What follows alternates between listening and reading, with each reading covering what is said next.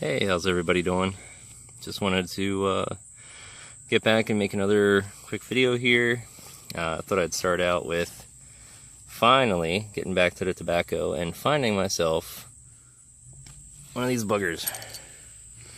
This is a tobacco horn, ouch, biting me. Tobacco hornworm. Let me pick him back up here. Get him so he doesn't bite me this time. Okay, so anyway, tobacco hornworm. It's a type of sphinx moth caterpillar, and these guys are obnoxious. And I'm going to kill him real quick, get him off of my tobacco, because that one little caterpillar has already chewed a bunch of holes in the leaves here, random holes. As you can see, they're just throughout. There's a little tiny one. I'm not sure if that's I don't think it's a hornworm. I'm not sure what time that is. But looks like it might be dead. The nicotine might have killed it. That's the thing about hornworms, is they're able to survive the nicotine from the tobacco plants. There's not a whole lot of other critters that really can. If you'll excuse me a second, I'm going to flip a couple leaves over here and see if I can... There's another one. Oh, and hey, there's one of our native true bugs. This is a stink bug, native stink bug. Not the brown marmorated pest species, but this is one of our actual native ones, so it's a really cool thing to see. There's a cricket down there. But they're actually pretty neat, and their stink is not that bad, so I actually don't mind them. I'm going to grab this hornworm off. Again, these things are terrible for your tobacco plants. They just chew and eat and eat and eat and eat. So I have to kill them off and pull them off the plants and stuff like that. One of the other annoying things that gets on these is aphids. You can see them kind of all over the kind of leaves here. And aphids don't do much in the way of actual damage. They're just kind of annoying. They get all over everything, and they kind of just make the leaves look dirty. But as for the actual plant itself, it doesn't really seem to do much in the way of damage or anything like that. There's another one. So you can see these things are pretty plentiful. And, you know, I do have to, unfortunately, kill them off, because they are going to destroy my crop. Now, not that I have a very big crop, mind you, it's just a few plants here, but these plants are then donated to some of my Native American friends and Native communities in the area that I am friends with and stuff, and just trying to get them to grow well and grow in the right way. You know, there's no fertilizers or any plant-based anything on here. These are just straight plants going into the ground and growing naturally. So I try to protect them as best I can. Come out here every couple days and pull the hornworms off. There's another one. Oh, this one has something neat on it. I apologize for my poor camera work, because I'm trying to do this one-handed, because I still haven't gotten a harness for this camera. So let me pull this one off and show you something neat that happens. I'm actually not going to kill this one, because there's something special about it. If I can get it to focus. There. See that little cocoon in the back there? Well, that is a parasitic wasp cocoon. And you can see it's actually spinning. Where is it? Sorry, I keep kind of losing focus on the camera there. Okay, so the larva is actually currently spinning its cocoon on our lovely hornworm here. And the hornworm is actually going to go back onto the leaves, and I'm going to let that one go. So what's going to happen is that cocoon is going to spin. It's going to hatch out a parasitic wasp that'll then do more damage to these caterpillars than I ever could. Here's another one that's just sitting there, so get rid of you. Like I said, don't kill the ones that have the cocoons on them, because that will get rid of my natural defense, which is those parasitic wasps. They parasitize, they are parasites of these caterpillars, and they're natural pest control, so I don't have to really do anything then. Once the caterpillars start getting infested with the parasitic wasps, then I am pretty good. I don't have to worry about too much at that point. So they do a really good job at free pest control. So as I go around, I just look for leaves that have some holes in them and stuff like that. And usually, like this one, I find the caterpillars underneath of it. They do a pretty darn good job at hiding.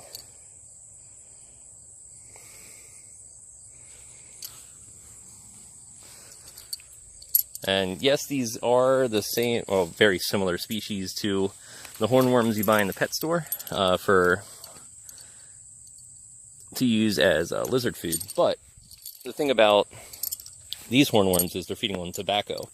Nicotiana tabacum is the plant, and it is in the nightshade family. Nightshades are obviously very toxic. So I do not at all encourage anyone to ever use the hornworms that are found directly on the tobacco plants. Because what's going to happen is it's going to more than likely kill your lizard or whatever you're feeding it to, because how toxic nicotine is to most organisms.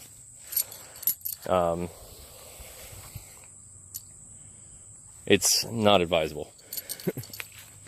So if you guys are growing tobaccos or tomatoes as well, the green part of the tomato leaf is also toxic. They're related to the nightshades and all that kind of stuff. You can see that big grasshopper flying away. So it's never something you want to feed off to one of your pets. Although it's very something you might want to try, it's not something you should do. It's one of our friendly green stink bugs. I don't kill them, even though they are stink bugs and they do have a little bit of an odor to them, and they are considered a little bit of a crop pest. They don't bother anything I have, really, so I just let them go. The brown marmorated ones, I will squish them all day long. As you may or may not know, I spent many years in pest control combating them, and I have no love loss for the brown marmorated stink bug at all. Awful little monsters. They're invasive, they're crop pests. They do a lot of damage to pretty much everything, including my tomatoes, which is really annoying because, as you can see, they're growing here just fine, but they are probably going to get eaten. The tomato plant itself is usually not touched by the hornworms. It's usually just the tomato itself, the fruit. So when I try to actually go ahead and pick them, they're full of spots, which is really annoying. Not sure what was eating that one. So over on this side of my garden, I have a bunch of really random plants. I think I may have mentioned this in the last video, but I had dropped a bunch of seeds pretty much, and they just kind of grew. They got wet, so I had to plant them, but I wasn't sure what they all were, so I just kind of planted them on the outskirts of the garden here. I apologize if you can't see anything. I'm just kind of holding the camera sideways. When I do get a actual harness, I hope these videos are not as haphazard. You know, I feel pretty bad that the my schedule, first of all, hasn't really been regular like I wanted it to be, but the videos have not exactly been, quality. So I apologize to anyone who's started watching these, and hopefully they get better. And there's no disappointment. Alright, so I don't know if you remember in the last couple videos I was talking about these oak worms here. I don't see one random acorn growing. I don't see any of the caterpillars currently. There's a couple, you can see them on there, but the leaf hoppers.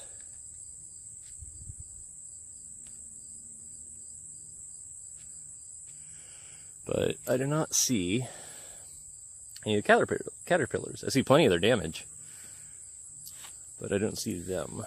I don't see them cocooned anywhere or anything like that. So I'm not really sure where they go after they chew the trees up, because I know that they do have to turn into like a chrysalis or something. You know, they are a type of moth, so it's not like they're not going to pupate.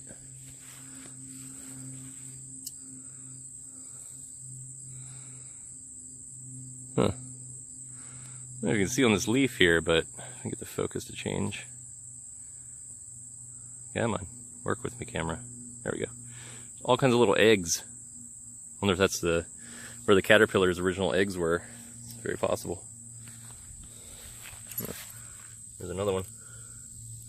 Kind of everywhere today. Where's the...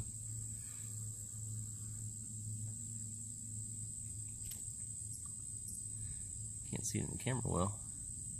There you are. Now again, the green stink bug, native to this area. Like the brown marmorated, which I do not like. But anyway, as I was saying,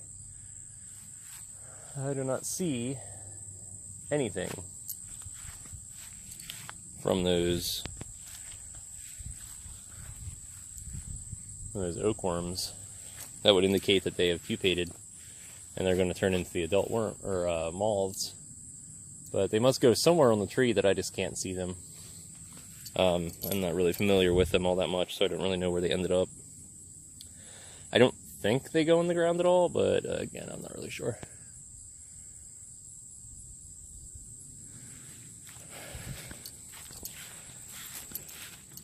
Research is needed.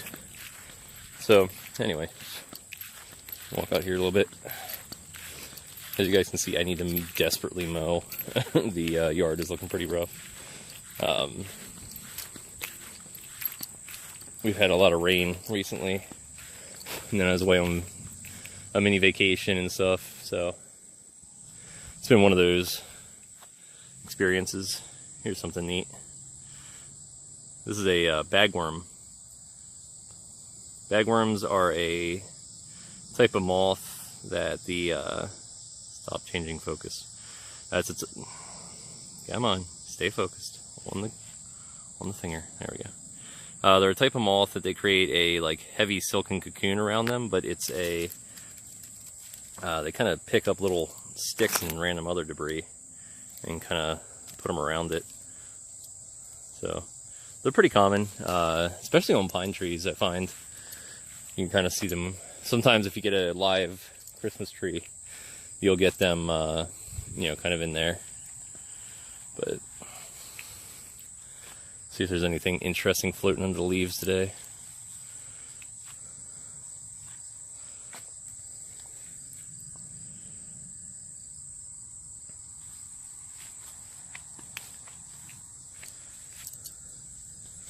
Also, I will be expanding my my hike areas to other places. I'm just using the opportunity to explore the yard a little bit more today, or this first couple times anyway. There's something hidden in a little cocoon there. Not really sure what that is. Probably another type of moth or something. Little silken cocoon. Looks like kind of like a tussock caterpillar got all wrapped up, but I'm not sure. But anyway, I'm gonna use the opportunity to just kind of go over my own property itself for a little while. Ooh, here's something cool. Let's see if I can get in here without it flying away. These are cool. These are a, oh, there it goes. Can I get it?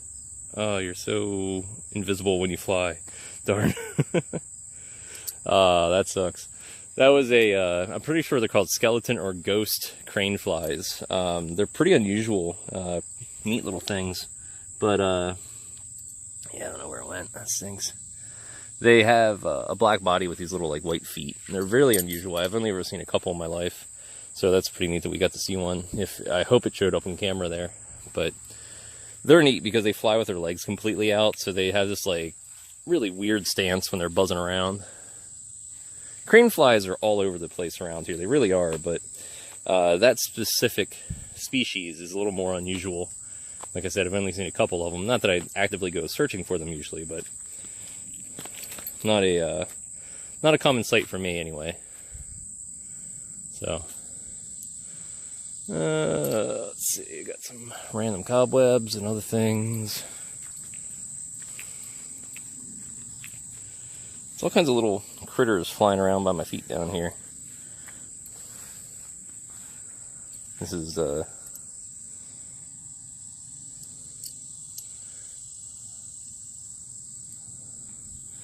lot of leaf hoppers and other things, and some small species of crane flies, some moths,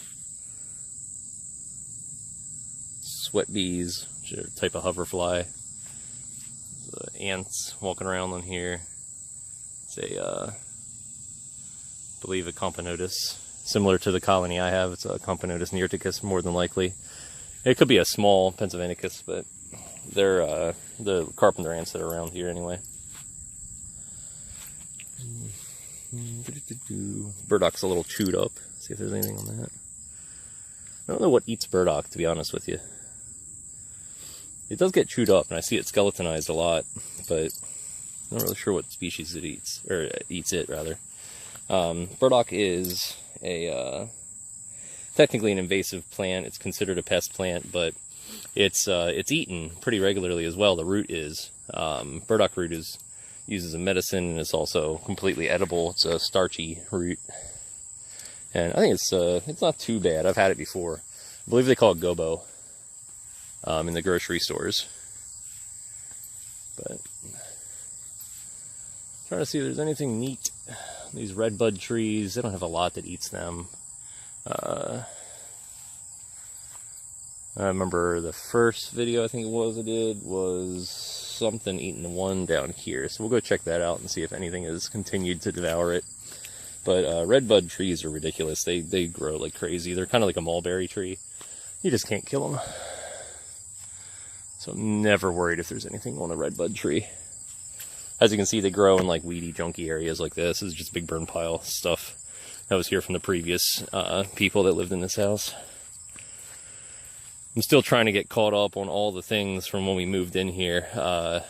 There's a lot more property to deal with, and you know, a lot of varying vegetation compared to what I was used to.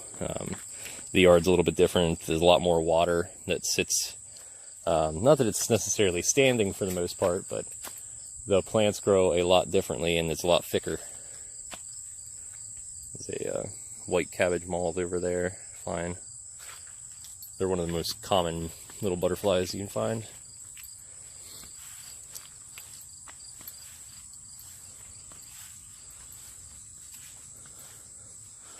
Lots of little gnats and things. Apologize, I cannot have a lot of close-ups. Like I said, doing this one-handed is difficult. So I'm looking at chest harnesses on Amazon. I tried doing it with that one that I rigged up and it just didn't work. I did a couple more trials and it was garbage.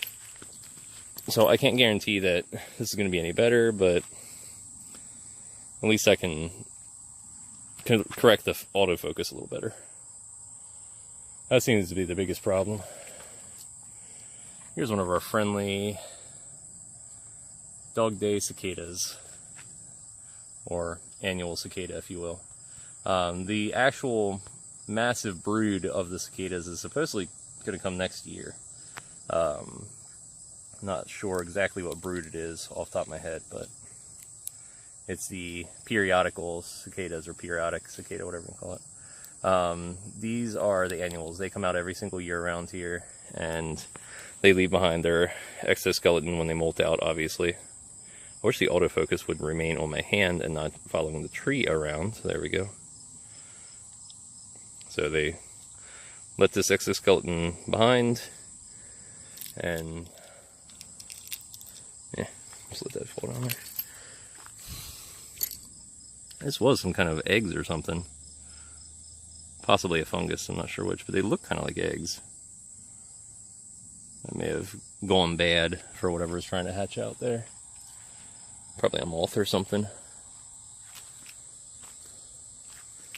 Let's just continue to walk around here for a few more. Actually, you can hear one of the cicadas now. That's the annual cicada. It's a very common cicada. It's kind of everywhere. A little bit later in the summer, they get a lot louder. So probably about another 2-3 weeks, they just don't shut up. Not that that's a problem. They're interesting to hear. I had a friend visit from Canada, and they were saying that the sound isn't something that they're familiar with, other than on like TV shows and stuff like that. They thought it was added in as like a campy fake background noise. They didn't realize that it was real, and it happens, regularly for people to hear. But for us, obviously, it's in this part of the country, it's pretty common. We don't find it unusual, really, and we kind of take that stuff for granted. Same with fireflies. That was another thing they didn't really ever get to see where they were up north. Fireflies are a very interesting, bioluminescent insect. But again, we take them for granted because we see them all the time in this part of the country. There's a little something in there. I don't know if you can see it.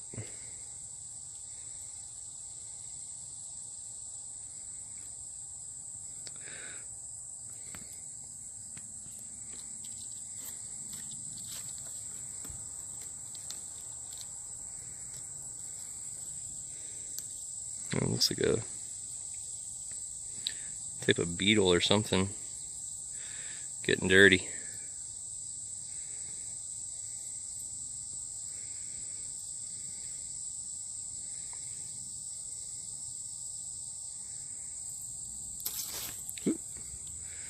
Well, that leaf just busted. Let's see if I can get them back on camera. Oh, there we go. Okay. Wasn't sure if they get winging off the leaf or not. So it's really hard to go back and forth between my focus and the... I see you in real life, but I cannot see you on the camera. There you are.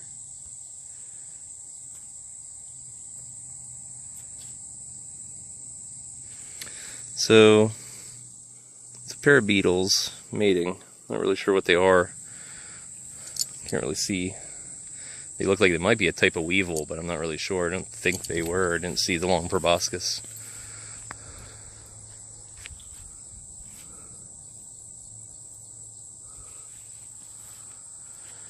But anyway. See if we have anything interesting over in the fence rows.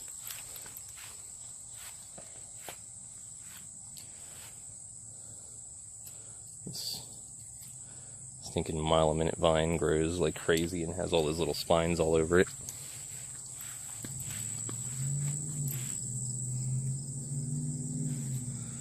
Something's been eating these for sure. There's a bunch of eggs. Looks like they all hatched out. And I don't see what has been eating this. All those leaves have a little bit of chew on them. Something above me here. There's plenty of damage, but I don't see any actual pests that's eating them.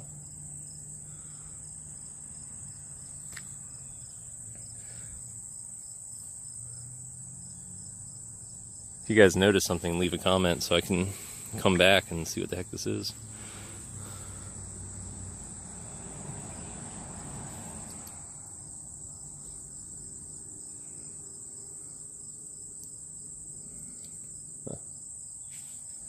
And they're all chewed up like this on every single frond, it looks like, but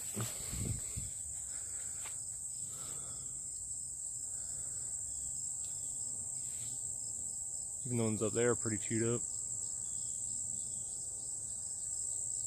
You'd think that'd be a tropical plant looking at it like that, huh? Nope. Southern Pennsylvania.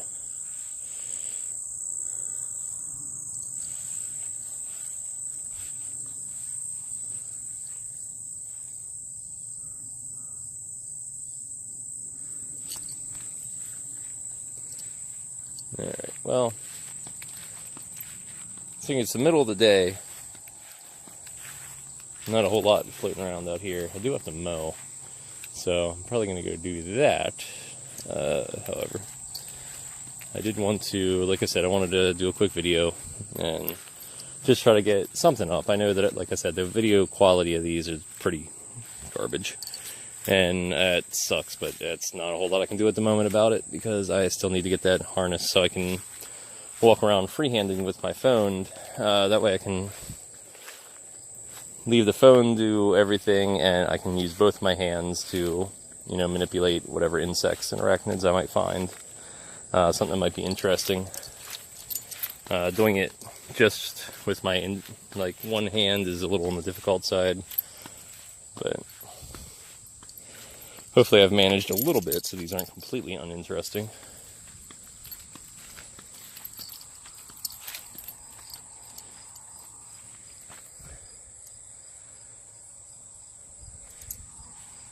Again, the kind of immortal redbud tree that you just can't kill.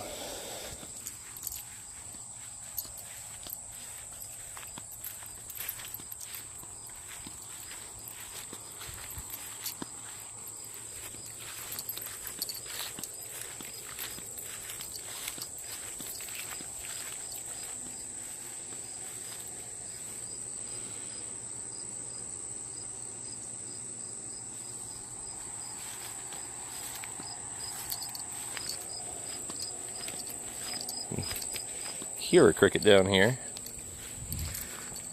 Yeah, let's see if there's anything under the rocks quick. There was, looked like a house centipede. That thing went pretty quick.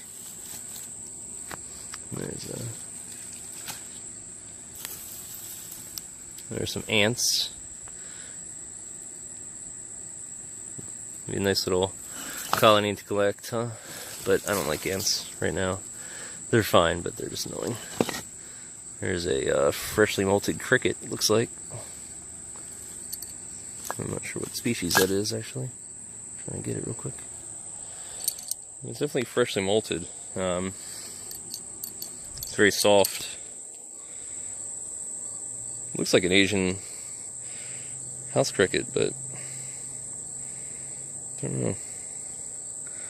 It's a female, has a big ovipositor. Subadult. So these rocks back. Let the ants go back. Don't worry, they'll fix their home in a few minutes. They're not worried about that too much.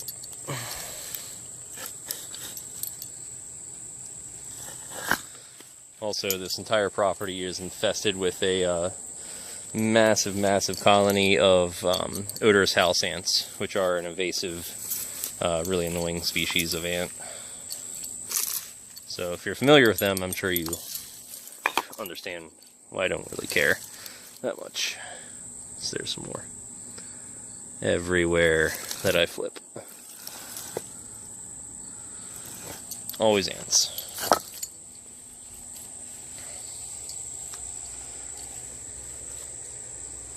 Don't have a problem with them, but they are everywhere all the time. So let's check around here a little bit yet. Let's see if I can find some earwigs or something.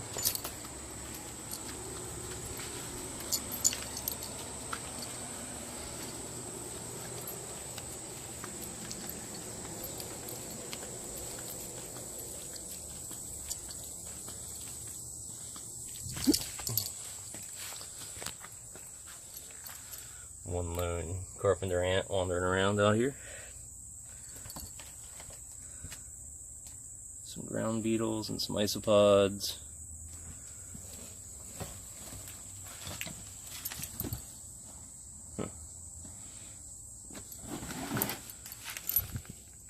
These are actually one of my favorite critters here, and a lot of people hate them. See if we can get it back on camera. Where did you go? Come back, come back. Okay, stay there. So this is a house centipede. House centipedes to me are awesome. They're great predators. Random butterfly. Very fast little critters. But alright, you go back on the ground. They're pretty common. You can find them almost everywhere. These are some very large isopods here. I'll pick those up a second. For those of you who don't know, the Armadillium is this genus. These are one of the larger species around here, but they're actually land-based crustaceans. They are not insects. So they do need a little bit different requirements than a typical insect would. I have a decent sized colony in the house of these, so I'm going to put them in a container I have sitting out here.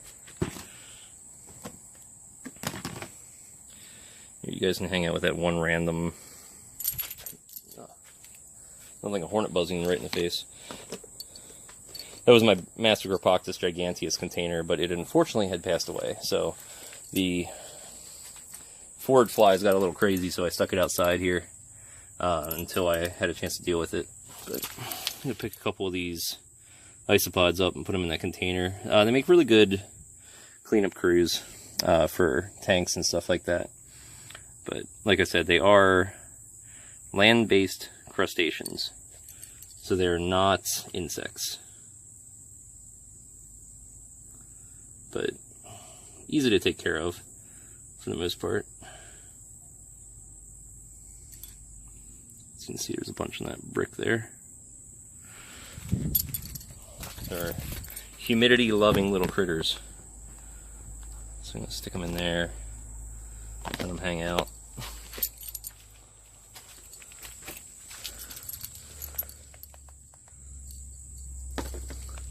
I can usually find a good fistful of them every time I come out here.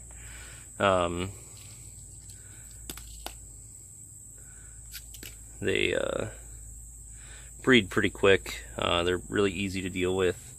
So if I ever need them for tank cleanup, I just walk outside for a little while and dig some stuff up.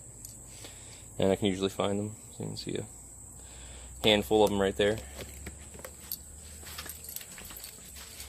Now let's see what's under this one. Just ants. Boring.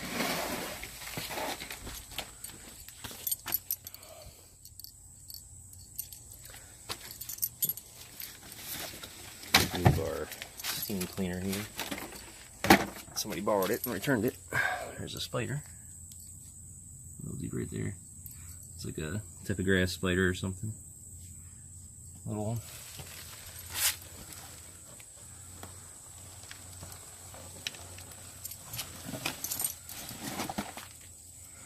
One little mold growing up here. Let's see, there's a soil centipede there. I don't like them as much as house centipedes. I don't encourage anyone handling soil centipedes or any of the flatpedes or anything like that. Now here's an interesting spider. If I can get it to go this way. Ah, you bugger. Well, that's less than interesting, isn't it? I just flipped it away. I think these are all its babies right here, actually. But anyway, the type of spider is a hacklemesh weaver. They're fairly common around here. Apparently they're related to the very well-known brown recluse, which is not in this area. Regardless what people say, I have been looking for a decade and have never found one. I've offered, I've offered money for people to give me a brown recluse proof that they exist in this area. I offered $10 per spider. And everyone that said that they have them turns out to be grass spiders or fishing spiders or just anything else. Like random things. Sometimes they're not even spiders. There's another big ice pod. Grab that one. You can see there's quite a number of like flat millipedes, like right here, and here. Dropped one. I'll grab it. Dropped an isopod. Regular millipede. Another flat one. There. Another flat one. Millipedes are neat too, so I get them occasionally. Come here.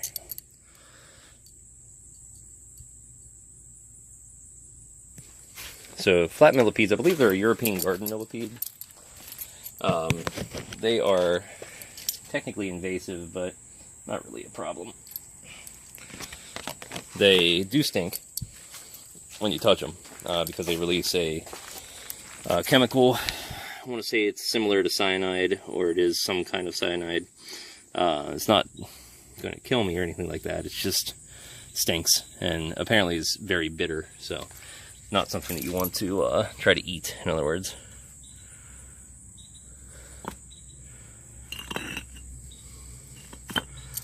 Just a little. Not a whole lot going on there.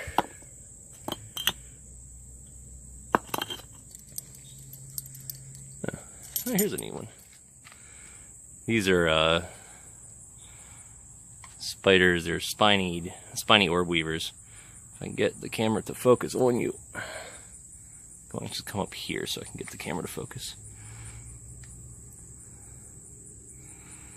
Spiny orb weavers are a small species of orb weaver. Obviously, you can see from my fingertip here.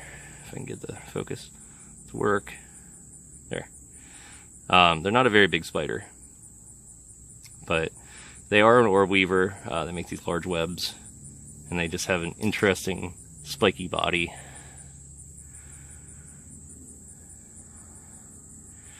Ever since I was a kid, I always ran into these things when I was hiking. Not them necessarily, but their webs all the time. You can see the web is all the way across here. So, they're a neat spider. Not the, not one of the dangerous ones or anything like that.